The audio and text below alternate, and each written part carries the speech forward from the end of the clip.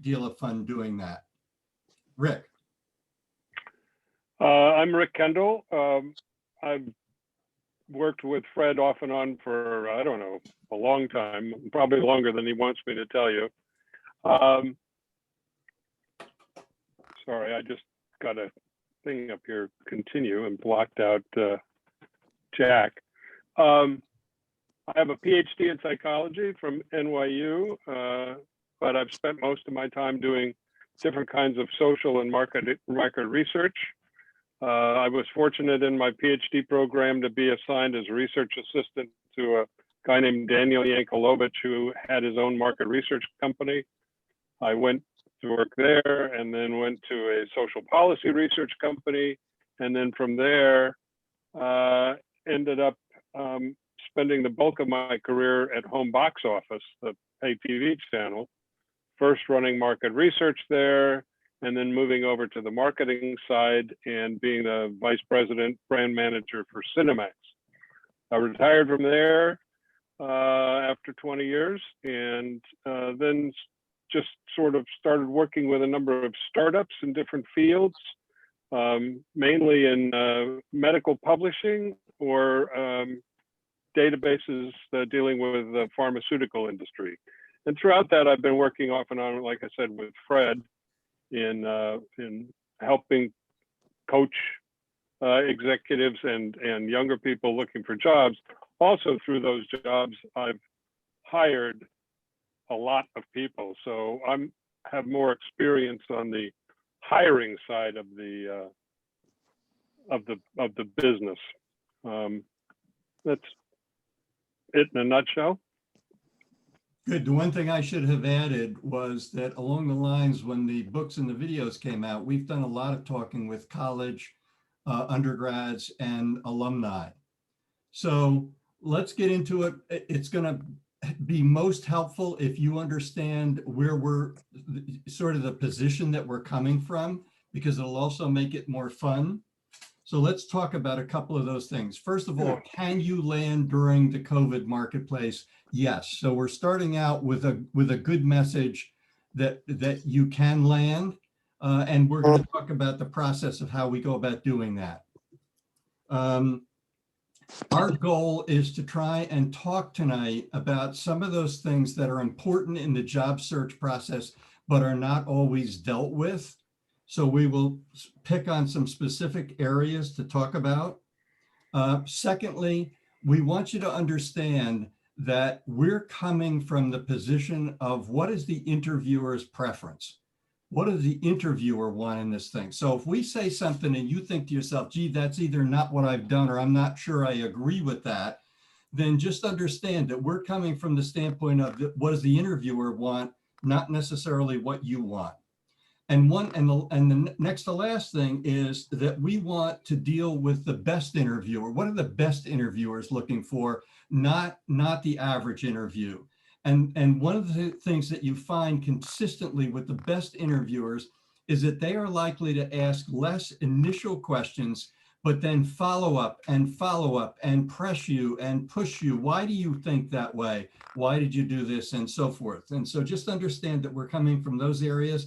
And the other one is that we've invited Paige to participate as well. So when she has something to add, because she's working right there with you at Fairleigh Dickinson, she's gonna be involved. So those are the positions that we're coming from. And we want to pick a tough area to start with, and that is the question of what makes you unique. And if any of you have a specific answer to that you're totally comfortable with, congratulations, because there aren't a whole lot of people that have really thought that through. When we were talking with Paige initially, we're thinking in the neighborhood of 5% of people who really have thought through what makes you unique, which is why should I, basically the executive saying, why should I hire you? So we want to talk about that just a little bit. And again, with the perspective from the interviewer. So if you have an answer to what makes you unique, terrific. If you don't, where do you start? Well, most people start with either some accomplishments that they've got, or their basic skill sets. So let me just say the one thing. If I mention to you, what are your three major skill sets? And later on, either Rick or I talk about competencies, we're using those two terms interchangeably. So the skill sets or the competencies, major skill sets. How many do you have? You have a whole bunch of them.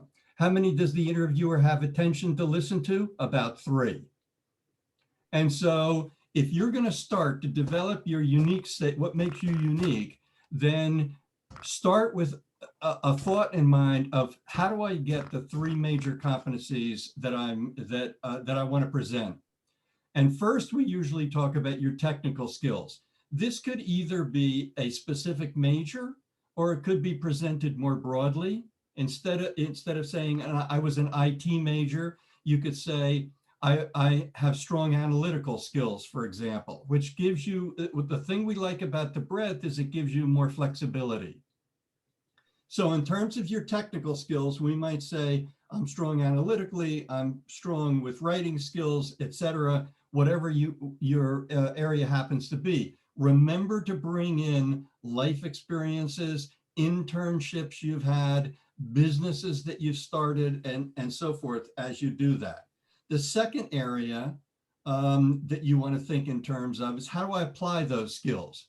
And typically, if we were to go to the business community, we would look at things like communication skills, problem solving skills, client service skills would all be examples of the kind of examples that you might have as to how you might apply those technical skills that you have. And then third would be interpersonal skills. And that is, why are you going to make a good partner to someone in the company?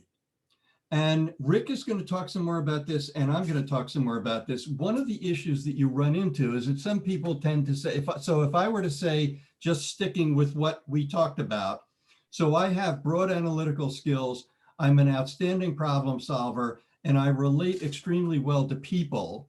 Some people will look back at us and say, yeah, but couldn't thousands of other people have those things in common? And both Rick and I are going to talk about the way that you prove those things is by the strength of the accomplishments that you use to illustrate your abilities in those areas.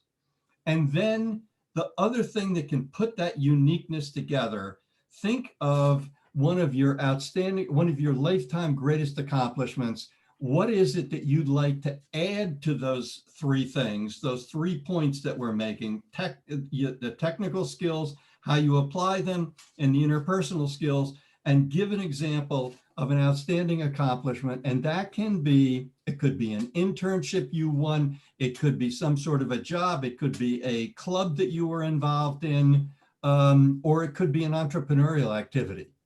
So is that making sense? That combination of those things together is what makes you unique. And it's a presentation that you can make, and you've heard the term elevator pitch. That's because you need to keep it short and tight. Why? Because the interviewer has a short attention span. Any question on that before I go on? Okay, in the next phase, still staying with preparation, we want to think about the emotional preparation. Look, we're not here to tell you that it's going to be a total cakewalk. It's going to take some work in order to land in the COVID marketplace. And the most important thing is for you to maintain positive attitude, keep your thoughts positive, understand that there's going to be up times and down times. I will tell you right off the bat, we talk about these in this video program that we have, but the biggest frustration that people in the job market have is loss of control of time. They need to see someone and that person can't see them at that point. And our point is going to be then get 5 other things going in addition to the one where the person can't see you. And if you say, which people often say to us, well, how do I keep my attitude up? One way is to go back to that great accomplishment that you're using in what makes you unique and think about the fact that, hey, what did you do with that accomplishment? You had a problem, you had to determine which direction to go. You determined the direction. You had to enact whatever it was that was going to become successful, and you had to make it successful. All of those things will help you to maintain positive attitude through this process. And then last, physical exercise. Very easy these days to have multiple interviews. People are at home, so a potential employer could say to you, look, I'd like you to meet 5 other people. Anyone who's been through more than one interview in a day knows how tiring that can be. So our suggestion to you is be on a physical exercise program, walking, swimming, cycling, or jogging, please, to the degree that you are able. And if there's any weight training as well, that's added bonus. But what that's doing is that's preparing you for multiple interviews. Any thoughts or questions that you have on preparation before Rick begins to talk about resume? Okay, Rick, go ahead. All right, I sort of come at this as a marketer. So I think of both the resume and the networking, which I'm also going to talk about, as part of a marketing program. You're marketing yourself. So the resume is essentially your brochure, if you will, your marketing piece. And it is where you lay out, as Fred was talking about, the center of it in terms of what you want to communicate are those competencies, and then to reinforce them, the accomplishments that you can put down for each one of those. Now, obviously, you probably all are familiar with the standard format of a resume. You want to list your jobs from the most current to the earliest that makes sense. You don't have to put every job you ever had in high school or whatever. And then for each job, you want to say what you were responsible for, but you want to say it in terms of what were your accomplishments in those jobs. And you want to put it in terms of, you want the accomplishments to list wherever possible, do a couple of things. Number one, to reinforce those competencies that uniquely describe you. And number two, wherever possible, to quantify them in some way. So to kind of make it a little more concrete, you want to start with an action verb for each one of these things. And you want to make that verb as strong as you can. So rather than say, I took part in, you can say, I partnered in, or I ran, or I led. And then what it was that you did, what the actual activity was, and then some sort of quantitative, wherever possible, result, but definitely a result. And the result is to tell you, or tell the reader, the interviewer, what the benefit to the organization that this took place in was. So I relaunched a brand, and which resulted in a 10% growth over the next year in number of subscribers or units sold or whatever. So wherever you can, you want a quantitative result, or at least a strong qualitative description of the result. Made everybody happier if you can't put a number on it. Now, one of the things Fred mentioned was, we talk about format, and there are different schools of thought about how long should a resume be. We say 1 page. And the reason we say 1 page is not this page, but the other one single page. The reason is the interviewer, the person looking at it, is very busy, has a short attention span, and probably won't read past the first page. So there's nothing wrong with having a 2 or 3 page resume. The only problem is pages 2 and 3 and however will never get looked at. So if you've got anything you want the person to see, make sure it's on the first page. And the way to ensure you do that is to only have 1 page. The second thing, and you'll see different, if you read about, you know, how to do the perfect resume, you'll see different schools of thought. And that is, should I have a personal section? That is a line, no more than a line, of what your personal interests in. I like swimming, I like golf, I collect stamps, whatever, I like to travel. And the reason for that is very simple. Just about every senior executive that Fred or I have ever coached, when we talk about resumes, the first place they go in a resume is the personal section. That's the first place they look. And why is that?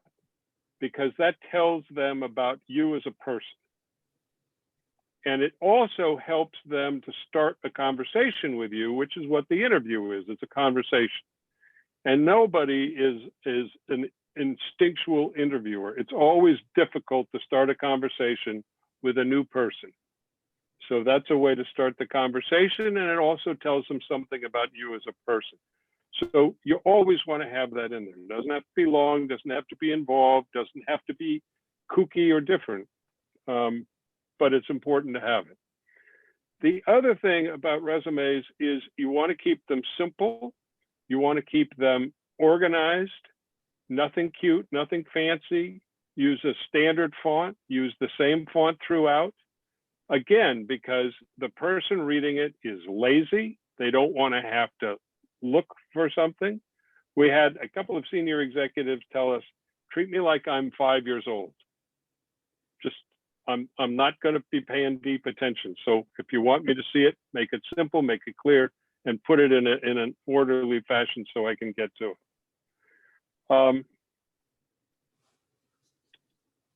The other thing to keep in mind too, particularly, and Fred mentioned this when you're talking about accomplishments, they don't have to be job related, particularly if you're just coming out of school, if you spent most of your life to date in school.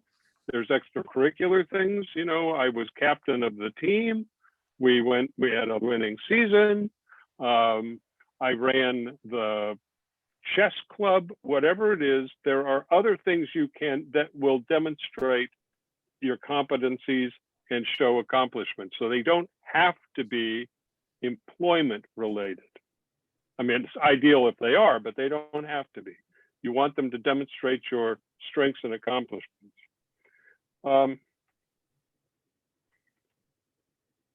Okay. Well, the other thing, which it's kind of embarrassing to say it, but make sure you got no spelling or grammatical errors. And I think one of the places you really have to be careful about is we get over reliant on spell check and even grammar check. There are certain things that they don't catch. So you want to be sure to read it and make sure there are no spelling or grammatical errors. That when you say there, it's, and you mean T-H-E-R-E, it's not T-H-I-E-R. So you've got the right word that you intended to have. My favorite one is your, Y-O-U-R, when you mean Y-O-U''R-E. And spell check won't pick that up necessarily. Okay, networking. Networking is, well, current research says that 90%, up to 90% of all hires are made on the basis of personal connections. I know when I was hiring people, almost exclusively, the people I ended up hiring, even though I would start out with casting a broad net, were people that came to me through a personal reference. Somebody I knew said, you should talk to this guy or this woman. They're good at what you're looking for. When I first started doing this with Fred, I did a little exercise where I went back to my first job in high school and thought about every job I've had since then. And I've had quite a few. You can tell I've been around the block. Every one of those jobs, everyone without exception, I got because of a personal connection with somebody. So networking with personal connections to people is critical. I told Fred this story and amused him. When I was starting college, I lived out in Southern California near Disneyland. And, the dream job then was to be a ride operator in Disneyland. I didn't know anybody at Disneyland. My dad worked in a lumber yard, and I figured, what would he know? But I mentioned it to him, and he said, there's a guy who trades in the lumber yard who is a carpenter and wood carver, and he worked on the horses on the carousel in Fantasyland. I'll talk to him. That guy got me a job as a ride operator. That was the connection. So when you build a network, and we'll talk about how to do that, don't eliminate anyone. You want to talk to anybody and tell them, what you're looking for, keep their eye out, etc. So where do you go? Well, I'm sorry, Rick, can I just say one thing? Sure. Just one thing. So what's really important is, to Rick's point, networking is key, and somebody will introduce you to somebody else. But I have to say, at the end of the day, you're going to get the job. Somebody's going to make the introduction, but you're going to get the job on your own. Because when Rick's out of the picture and I'm out of the picture and Fred's out of the picture, you're the one who's sitting in that chair that's responsible for the tasks at hand. So you're either going to own it or you're not. So you're going to get that job. That's really, really important. Like, to me, that's a very big distinction, right? All the networking will help you get the opportunity, but at the end of the day, you're going to get the job. Oh, absolutely. And I think just to build on that, and I'm going to talk just a little bit about what we call the networking conversation, which is, we don't call it an interview, but with every one of those conversations you have with a networking contact, you're selling yourself to that person for the position that you're talking to them about, whether it's a specific position or just I'm looking for a job in accounting or whatever it is. So you want to make a very good impression with them about your ability to do it, because what you're asking them to do is then go pitch you to somebody who might have that job, assuming they don't. If they do have the job, then it's not a networking interview, it's a job interview, and Fred will talk about that. So you really have to be creating a positive impression every step of the way, because if you don't create that positive impression with the person you're networking with, they're not going to mention you to somebody. Why would they? So Paige is absolutely right. That's a critical part of it. The other, while we're on that, one of the things that's a valuable tool, but I think has also become a crutch for people, is LinkedIn. LinkedIn will point you to people, but LinkedIn is not going to create that relationship. You have to create that yourself. So you can use LinkedIn to find people who are, where are former classmates? Do I have former classmates or friends or family that I forgot about that might be at a company or in a position that I might be interested in? But you still have to reach out and create that positive connection with them to, to really make the network work. The other thing about networking is maintenance. This is a long process, particularly in this time. And it's important, as you build your network, you want to keep a record of who you're in contact with and recontact them. And we have a kind of rule of thumb that, the first week it's, Jack is a great guy, I got to keep looking for him. And then the second week it's, Jack, something about Jack. And then the third week is Jack who? And you have to get back to them on a regular basis. We say every 3 weeks when you're actively looking, and you just touch base. Still looking? Have you heard anything? Just keeping in touch. You don't have to be pushy. but just remind them that you're still out there and you're still looking. Because if they don't hear from you, they're going to figure, oh, he got a job, or he's gone off to do something else, or they just forget about you altogether. So that's important to maintain that network connection as long as you're actively looking.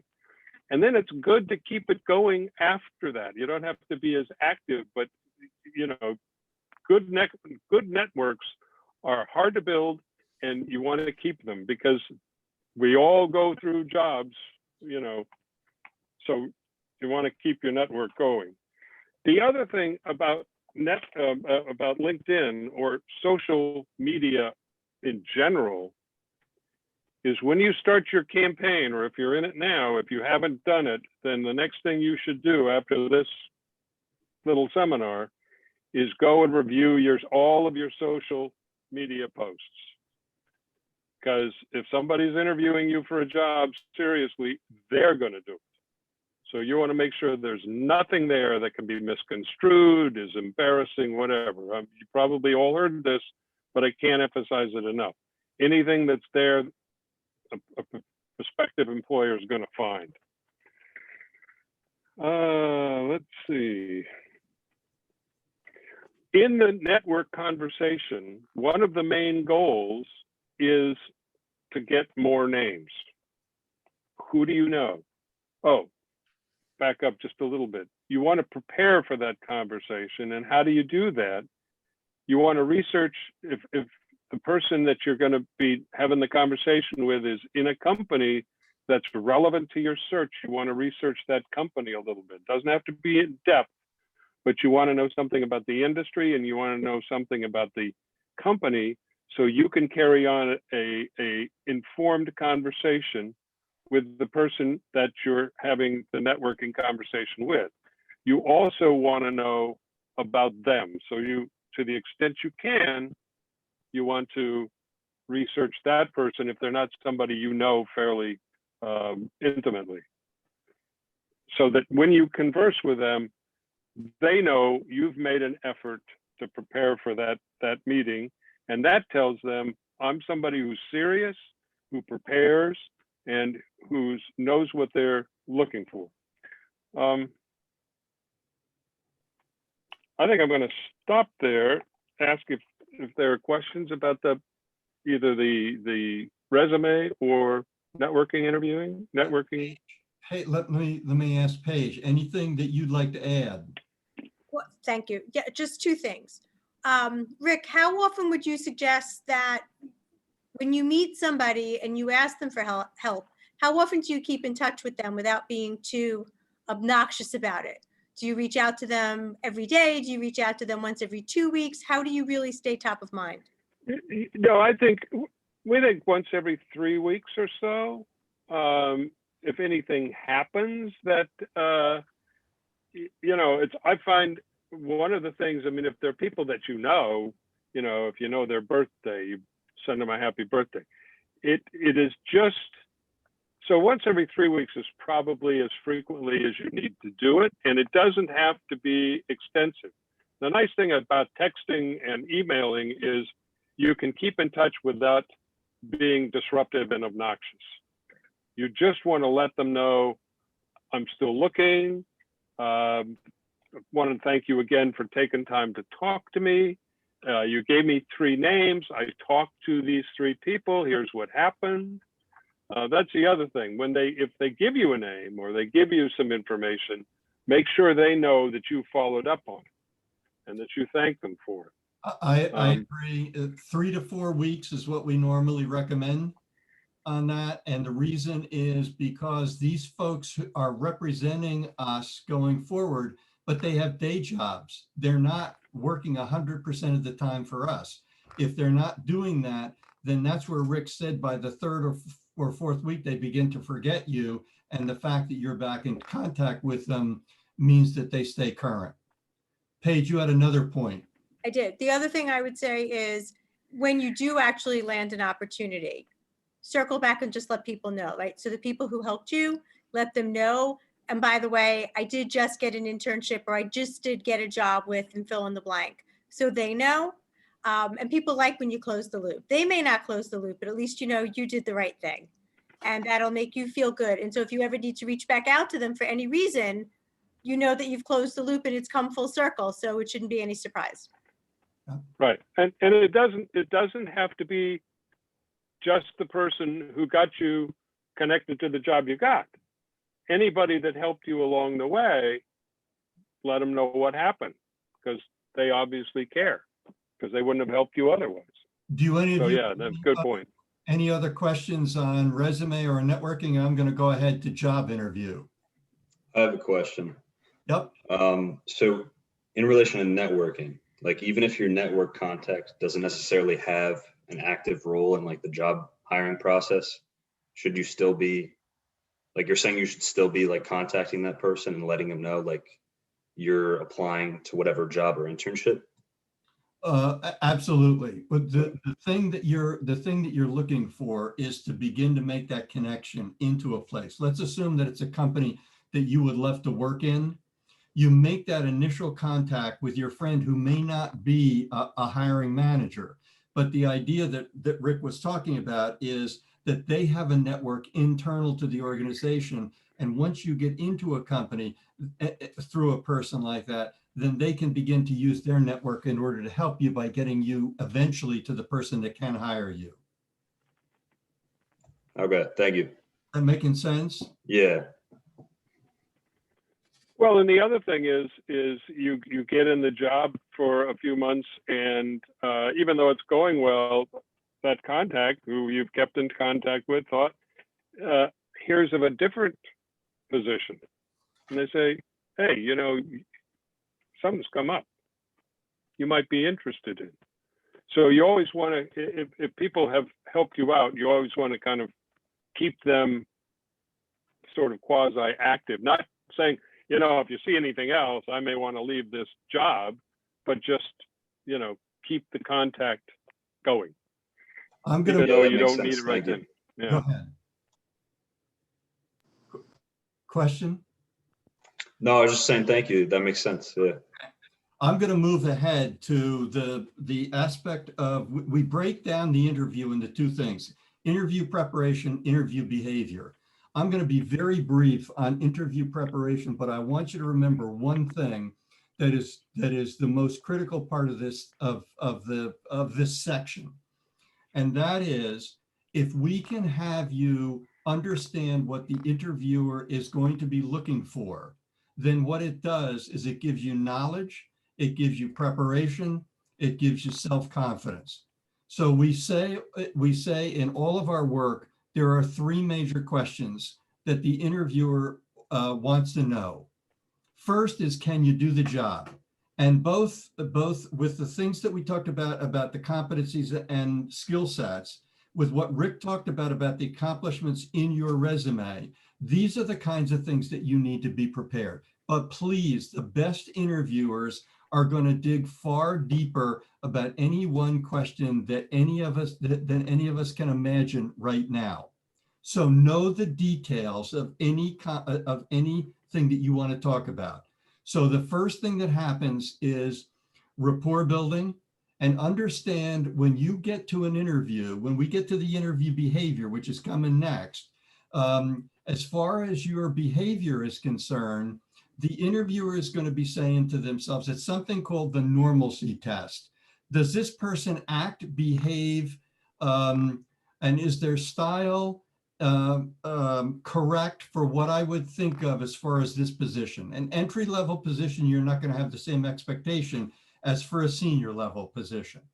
The next thing that they're going to look for is your core skills. And here you're going to get questions about what major did you have?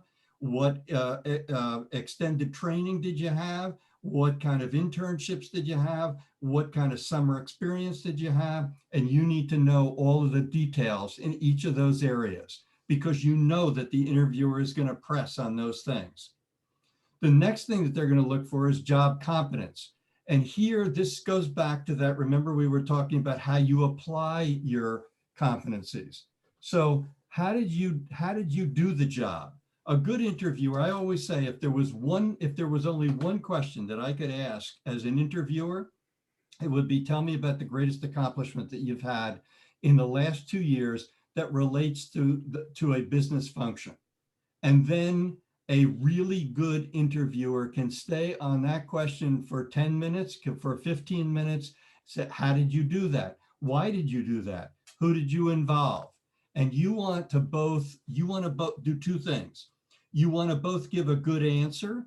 You want to show the accomplishments that you have, but you want some humility. You want to say how you brought in other people. You want to say how we were able to accomplish. It's not all about just what you did, but it's how you were able to bring other people to bear on that. So then after job competence, the next one that we come to is execution and results. And Rick began to talk about this. The job market today is people are not hiring unless they really need someone. And when they really need someone, they're looking for someone who has the ability to get the job done. And so with each of the accomplishments that you talk about, you're going to want to say, how did you get the job done? What did you accomplish? And how do we quantify that in terms of either numbers or specification? I developed 2 new products in the area. You're not talking about numbers every time, but you're showing how you were able to accomplish things. The next thing we want to talk about, and so again, you want to bore down on those things and be ready for them. The next is your fit, and here you need to be able to tell stories of how you work with other people successfully. And this is where the company is going to be. We've moved in the eyes of the interviewer. First, can you do the job? Second, do you want to do the job? And so here's where the job competencies come in. Here's where the fit, here's where a little smile on your face once in a while. You need to lean forward a little bit. You need to show the person that you're excited about the work that you're talking to them about. Does that make sense?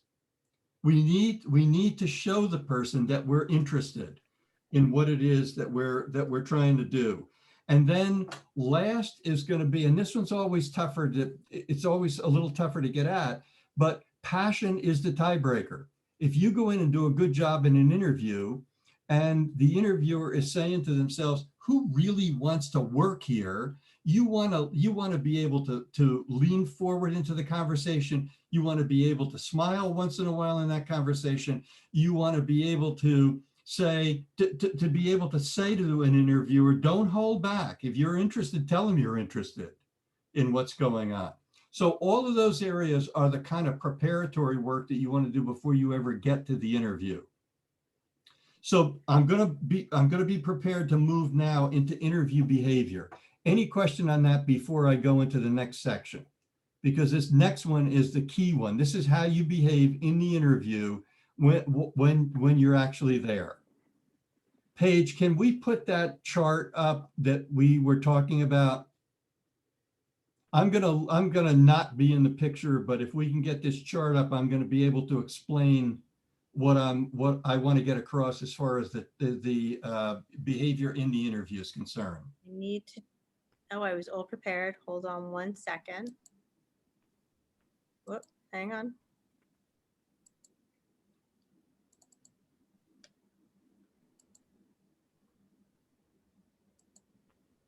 Whoop. Can everybody see that? Yep. We okay? You can see that? Okay, so now we're moving on. You've prepared, you've done that work. You know the details on every one of the various parts of what you're doing. And now we're going into, now this chart is showing about interview behavior. What is the interviewer looking for? What are we going to need to do in that interview? How are we going to need to be able to behave in order to make this a successful interview for ourselves? So we call this interview behavior. And what we're looking for, let's assume for a moment we're sitting outside the interviewer's office. The assistant or whoever's there says, look, Mr. or Mrs. Jones will be with you in 2 minutes. What are you going to review before you go in? The thing, and we call this the 2-minute drill. What we're going to do is we're going to review what are our skill sets? What are the accomplishments that prove each of those skill sets? what are we gonna, we've been talking about positive attitude. I'm reminding myself in those 2 minutes that I need to display positive attitude. I need to understand that I'm trying to help to make this a successful interview. All right. When Rick was talking about why the personal section of a resume, because half the people in the world are extroverted, half are introverted. Remember, you may have an introverted interviewer who's not as comfortable with themselves. So your part, help the interviewer to make this a successful meeting. That's what we're looking to do. Then you get, so now what happens is we're at the left-hand side of the chart, and now we've been invited in. And most interviewers, I'm going to talk about your behavior. I'm going to talk about what the interviewer is doing. The interviewer is trained to get you in, spend a few minutes, get you comfortable, talk about the weather or how you got here or anything else so that you get some interaction. Go along with that and remember the primary rule: you as the candidate do not cut off rapport building. The more the interviewer likes you, the more that you can build rapport with that interviewer, the better off we're going to be. And so you don't cut it off. Sooner or later, the interviewer, as you see that where we start to see black in the chart, the interviewer is going to say, gee, it's really been nice to get to know you. Now I've got to move on to some business questions or content or whatever, however they want to phrase that. What would we like? What would the candidate like? You see that dotted line that goes all the way across there? If you are fortunate enough to get an interviewer who just keeps the dialogue going, consider yourself very, very lucky. How are most interviewers trained? Most interviewers are trained to go up that black line to the top. What does that mean when we get to the peak at the top? It means that the interviewer is talking, the way that that chart is built, what percentage of time does the candidate talk and what percentage of time does the interviewer talk? And at the top of that black peak, the interviewer is talking only about 15% of the time, asking a short, open-ended question. Tell me about yourself. You see that? And all the way from the bottom to the top of that peak is 85%. That's what the expectation is, that the candidate is going to talk. We're going to be very careful about that. We don't want to stay in that position very long. We want to, if the interviewer wants to follow this pattern, which is a very common pattern, the most common pattern, we have to be patient. We have to do what the interviewer wants. It's the interviewer's interview. We want to be able to answer the questions concisely and quickly, and follow the 60-second rule. No answer that I give in either a networking interview or a job interview will go on for more than 60 seconds. Why? Because the interviewer will fall asleep. Got it? We want to be concise. We want to be on target. We want to be talking about the things that will be of interest to the interviewer. And when you do that, you're going to little by little win the interviewer over, because in any conversation, think about this. You go to a bar, you go somewhere, you meet someone. Isn't the 50-50 interactive back and forth conversation the most fun? Well, guess what? It is for the interviewer too, but they're not trained that way. They're trained to do this. I have to ask the questions and understand, what are they going to be doing in the first part of that black section? They're going to be testing your technical skills. What was your major? What was your grade point average? Do you know the internships and the training and so forth that you've had? And little by little, as you begin to do a good job of answering those things, you see how the black begins to go down toward the 50%. As we go on in this conversation, then we're going to win more and more points. And if we have some questions that we have, then it gives us a chance to get those out. An example might be, you're beginning to get the person to feel more comfortable with you. And you might be able to say, can you tell me what the ideal personal and professional characteristics will be of the ideal candidate? Wouldn't that be a nice question to know? Because if we get the answer to that question, and is there anything wrong with asking that? In the very beginning, yes, you don't want to do it in the beginning. But once the interviewer begins to feel more comfortable with you, and you can feel when the interviewer is getting there, then what happens is you'll be able to ask a question. And that question could be for information. It could be to learn something. It could be to ask the question that I asked, what are the ideal characteristics? And guess what? If we can ask what the ideal characteristics would be, what are we going to do next? We're going to present our skills and abilities to be able to do that job. You got it? Any questions on that? That's what we're trying to get to. Now, as that black line continues to move down into what we've identified as the fourth section of the interview, now you can see your behavior. You begin to win the interviewer over. The interviewer is now moving toward 50-50, but we got another issue. What if the interviewer has some concerns with you? Don't we want to know those? Well, what we're hoping that the interviewer would say is, you know, the only thing that I was hoping was we were hoping to find someone who had a little bit more of X, Y, or Z experience. And that would be great, because if that happens, then one of the strongest things that you can do in an interview is that you can show the interviewer that you can take it. You can, they're raising a concern. You can accept the concern and you can say, yes, we didn't really get the chance to talk about this, but I've had summer jobs where I've done that kind of thing that they're interested in, and you can overcome it. If the interviewer doesn't do that, then we suggest that you do it for them by, at some point when we're back here getting close to that 50-50, say to the interviewer, are there any concerns that you have about my candidacy? You think you can do that? You absolutely can do that. But you have to be self-confident enough to be able to say, okay, I'm raising a concern. Let's hear what the person has to say, and then I can overcome them. And then as we move on, so you've got any questions that you want out, you're working, the goal is to get as close to that 50-50 exciting, stimulating business conversation as we possibly can. We've had a chance to raise the question of what are you looking for, the ideal personal and professional characteristics. You now get a chance to go back to your competencies and accomplishments and present them, because you've listened for needs, you've found the needs, and now you've presented your skills to successfully perform. And you've dealt with the interviewer's concerns. And then we get on to the back end where you see that last section is sort of the close, build rapport and the close. We want to continue to build rapport. We'd like to find out what the next steps in this process are.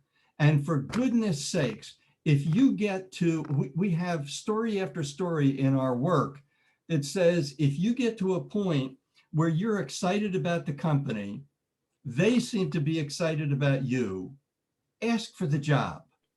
Say, I'm really excited about the meeting that we've had today. I want you to know that I'd be excited to work here. That makes sense?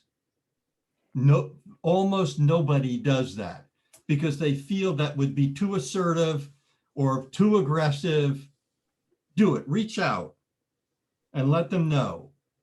And then make sure that you thank the interviewer for the time that you spent with them. Really appreciate the time that you spent with me today. Thank you so much. And then remember to get that thank you email out to them within a couple of business days. Either an email, it could be a letter. I've had examples of people that have done a handwritten letter and gotten a job as a result of that, because they took the time to sort of go beyond. So do you have any questions about this whole chart? This is the most important part, the interview behavior. This is where you win and lose. This is what Paige was talking about before. You know, we can help you to prepare, but when you're in there, this is it. This is where you win and lose. Any questions on anything that we've talked about here? Or Paige or Rick? I have a question if you can clarify. So a lot of times, the initial conversation is with somebody who's screening, who's not really necessarily talking to you about the actual job. So does all of this apply for just the initial screener? Or does this really apply for the hiring manager, for the person you actually would be working for? Great question. Great question. The answer is yes, it applies to both, but the screener may not know as much about the job. And the screener's role is to find out whether you have the skills and abilities to do the job. So they're much more likely to be following the black part of the graph. When you get through, and they will go through what are your core skills, the three things that we talked about. Can you do the job? They'll get involved with a little bit. Do you want to do the job? And will you fit within our company? But they're not going to do that as much as the line manager. But however, the screener is much more liable to follow that black pattern that you feel, where they're going to ask you an open-ended question and then let you respond, to ask you another open-ended question, let you respond, because they're trying to find information. But just as Paige says, when you get in with the line manager, you may find line managers that do the same thing, but you may also find the hiring manager who's liable to say to you, you know, we've been trying to hire somebody for this job for ages. We haven't been able to find anybody. Sit down here. Let's talk about what you can do for us. And it's much more possible that you could get to a 50-50 dialogue, usually faster with the hiring manager. That makes sense to you, Paige? Yes, it does. Do you guys understand that? Matt, Miguel, does that make sense? Yes. Yes, it does. Okay. Yes, it does. Jack? That's really what I wanted to use the chart for. Thank you. I'd like to add just a couple of things to what Fred said.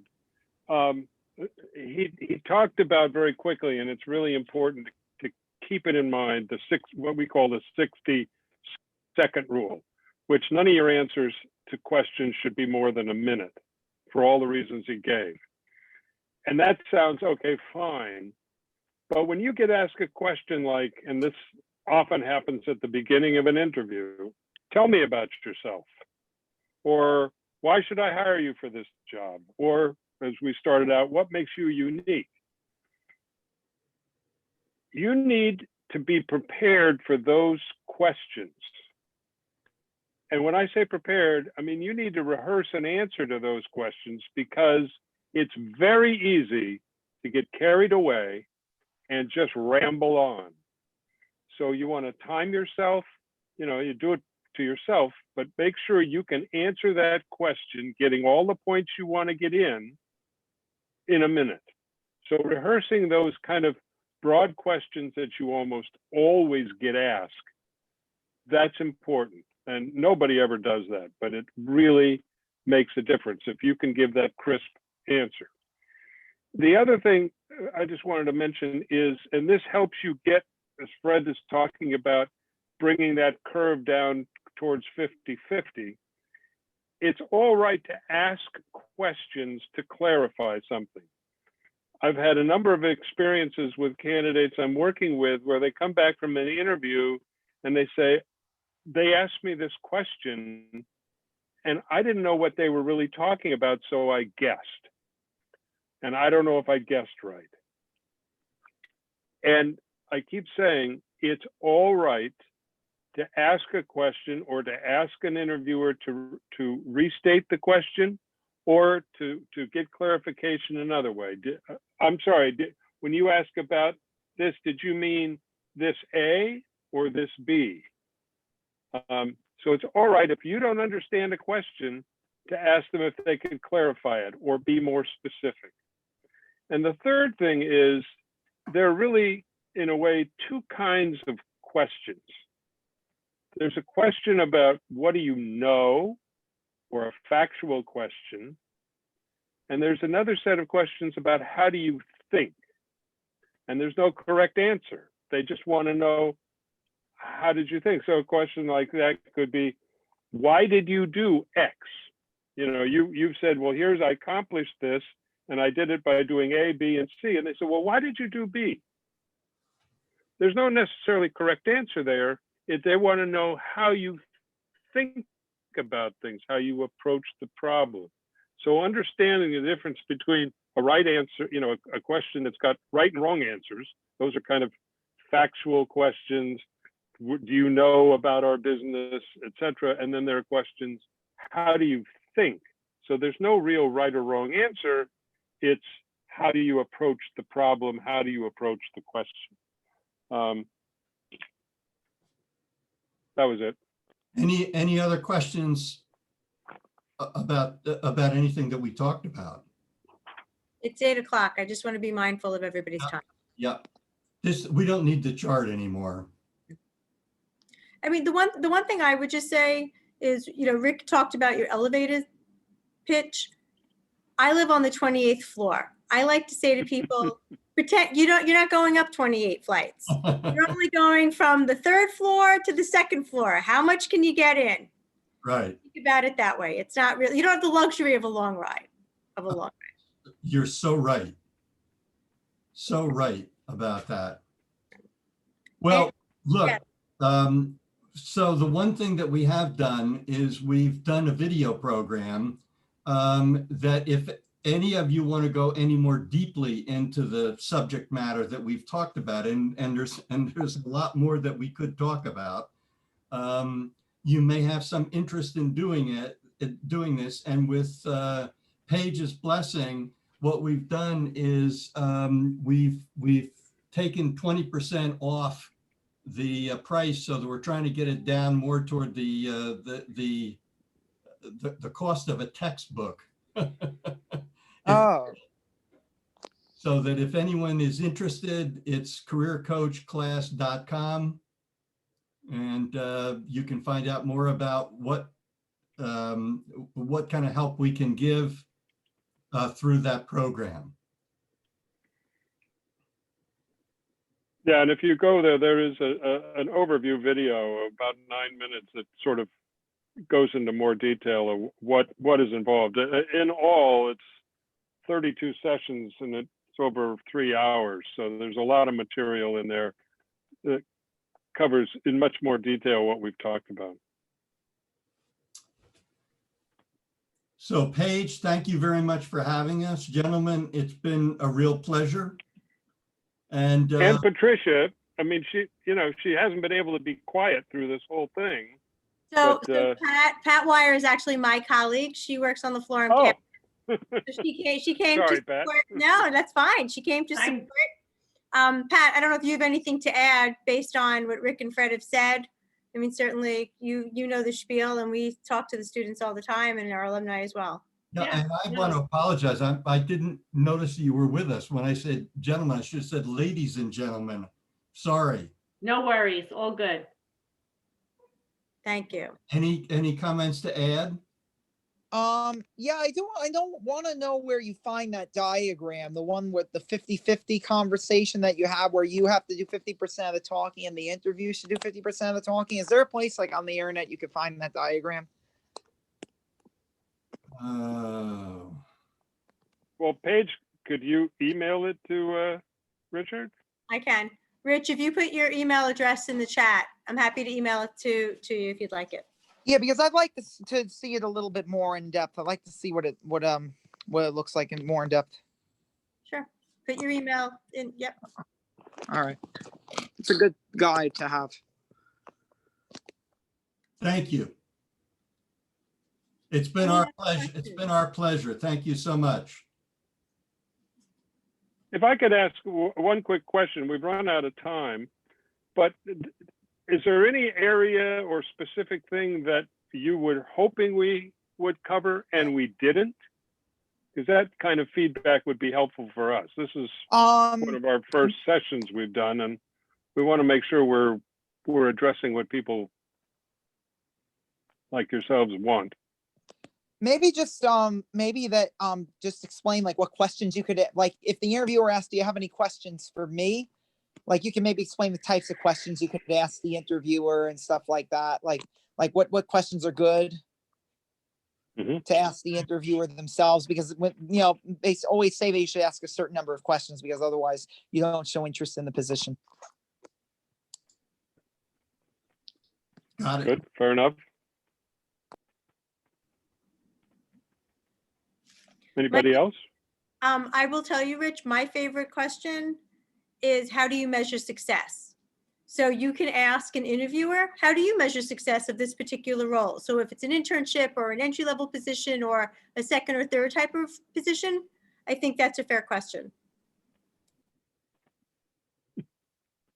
Agreed. I think it's a good question. I'm chuckling, Paige, because my daughter, who is also in marketing, I don't know where I went wrong. She, in an early job she applied for, and she's creative. She's a designer by training, but is also very quantitative. And she went to an interview for a job, and at the end of the interview, and they asked her, did she have any questions? And she asked exactly that question. And the two people who were interviewing, there was two people interviewing her, turned and looked very sheepish at one another. They had no answer for the question. And it was a business that, it was a retail business where measuring success was virtually everything, but the marketing department had no idea. So I like yeah, it. It's an insightful but she question. got the job. She got the job, but May I, Paige, do we have one more minute? There's one piece that we forgot, and that is just a very quick review on virtual interviews. Yes.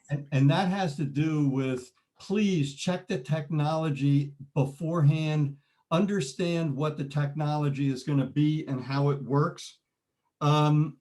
Second, rehearse so that you can see yourself and see what you look like on the screen. Check your background, check what, how you want to appear, but practice that. The other thing that I find particularly interesting is to maintain a positive mindset. You don't get as much feedback when you're doing the interviews virtually as you do when you're in person. And so because you don't get as much feedback, it's very important that you maintain a positive attitude, that you continue to say to yourself, I'm doing well, this is going well, so that you maintain the positive attitude. And then folks say that you might exaggerate yourself a little bit, maybe lean forward once in a while, maybe raise your voice and lower your voice a little bit, and so forth when you're on the video. But make sure you practice so you get a chance to see yourself beforehand and you understand the technology. Thank you, and sorry we didn't talk about that earlier. It's okay. Thank you. Have a good night, guys. Do you have any other questions? Thank you. Appreciate Jack, it. Matthew, Rich? For your time. Thank you. Thank you. Good luck to you guys. thanks. Thank you very much. Thank you.